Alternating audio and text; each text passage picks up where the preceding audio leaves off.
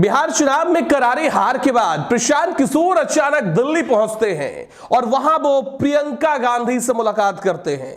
सवाल उठता है, क्या यह मुलाकात किसी नए राजनीतिक समीकरण का संकेत है?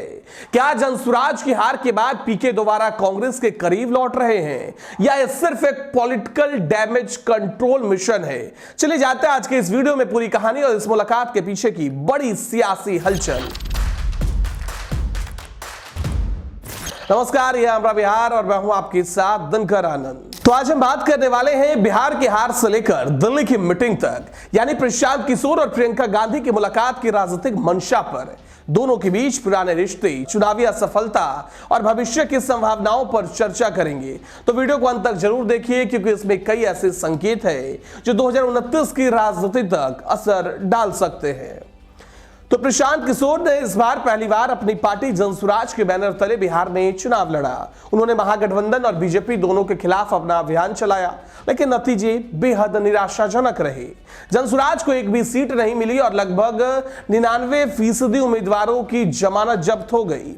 पीके का सपना था कि जनसुराज बिहार में तीसरा विकल्प बने, लेकिन जनता ने स्वीकार नहीं किया, न जमीनी संगठन खड़ा हो पाया। ऐसे में सवाल उठने लगा कि क्या प्रशांत किशोर ने अपनी रणनीतिक ताकत को राजनीति में ठीक से ढाल नहीं पाए। वहीं हार के एक महीने बाद प्रशांत किशोर दिल्ली में प्रियंका गांधी से मुलाकात करते हैं। सूत्र बताते हैं कि यह मुलाकात करीब 45 मिनट तक चली और इसमें भविष्य की रणनीति पर चर्चा हुई। अब असली सस्पेंस यही है कि आखिर यह मुलाकात क्यों? क्या प्रशांत किशोर कांग्रेस के लिए फिर से काम करने का कोई रास्ता तलाश रहे हैं, या वो 2029 के आम चुनाव से पहले किसी बड़े राजनीतिक गठजोड़ की संभावना संभाल रहे हैं? तो प्रशांत किशोर और कांग्रेस का रिश्ता तय नहीं है। 2017 में उन्होंने यूपी चुनाव के लिए प्रियंका गांधी और राहुल गांधी के साथ काम किया था। उसके बाद पंजाब और यूपी में उनकी रणनीतियां कुछ हद तक सफल रही, मगर पार्टी के अंदर उनकी स्वतंत्रता को लेकर विवाद खड़ा हो गया। 2022 में सोनिया गांधी के आवास जनपद प्रशांत किशोर ने कांग्रेस पुनर्गठन पर विस्तार से प्रेजेंटेशन दिया। राहुल गांधी, प्रियंका गांधी इस दौरान मौजूद थे और सोनिया गांधी ने उनके सुझाव पर विचार करने के लिए इंपावर्ड एक्शन ग्रुप यानी कि ईएजी बनाने की घोषणा भी की थी। लेकिन जब कांग्रेस ने पीके को उस समूह का हिस्सा बनाने का ऑफर दिया तो पीके ने इसे ठुकरा दिया, यह कहते हुए कि पार्टी की रणनीतिक सलाह नहीं बल्कि मजबूत नेतृत्व और सामूहिक इच्छा शक्ति की जरूरत है। उस वक्त से कांग्रेस और पीके के संबंध ठंडे पड़ गए थे। अब अगर हार के बाद वह प्रियंका गांधी से फिर से मिले हैं तो यह साफ दिखाता है कि राजनीति में कोई दरवाजा पूरी तरह से बंद नहीं होता। अगर इसे राजनीतिक नजर से देखें तो दोनों पक्षों के पास कुछ न कुछ हासिल करने की संभावनाएं जरूर है। दोस्तों, बिहार में राजनीतिक ठोस आधार नहीं बन पाया। कांग्रेस के साथ तालमेल उन्हें राष्ट्रीय मंच पर फिर से जगह दिला सकता है।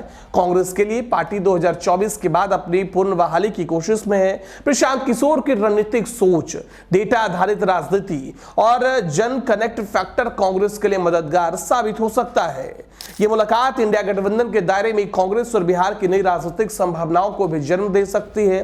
लेकिन एक बड़ा सवाल अब भी बरकरार है, क्या कांग्रेस का नेतृत्व दोबारा प्रशांत किशोर पर भरोसा करेगा, और क्या पीके इस बार किसी शर्त के बिना पार्टी के ढांचे में फिट होंगे? क्योंकि पीके हमेशा कहते रहे हैं, अगर राजनीति बदलनी है तो सिर्फ चुनाव नहीं, सिस्टम बदलना होगा। उनका मानना है कि पार्टियां अब आम जनता की भावनाओं से कट चुकी है और जब तक संगठन नया नहीं बनेगा तब तक बदलाव असंभव है। इसी विचार पर उन्होंने जनसुराज शुरू की थी, लेकिन जनता ने उस प्रयोग को भी अब तक स्वीकार नहीं किया है। तो सवाल अब यह नहीं कि प्रशांत किशोर प्रियंका गांधी से क्यों मिले, बल्कि सवाल यह है कि क्या मुलाकात आने वाले समय में किसी बड़े राजनीतिक समीकरण का स्वरूप लेगी?